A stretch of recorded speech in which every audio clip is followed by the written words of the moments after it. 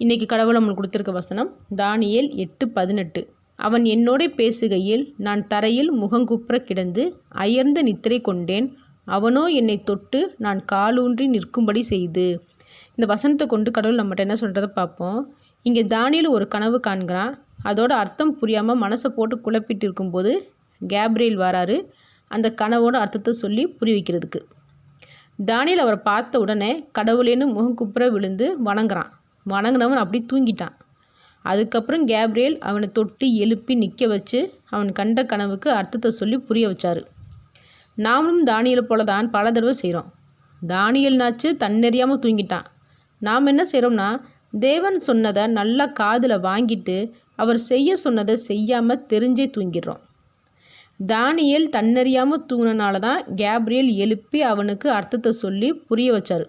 நம்மளை மாதிரி கேட்டும் கேட்காம இருந்து கடவுளை பார்த்தும் பார்க்காத மாதிரி இருந்தால் மறுபடியும் தேவன் நமக்கு எதையுமே வெளிப்படுத்தவும் மாட்டார், நம்மளை உயர்த்தவும் மாட்டார்.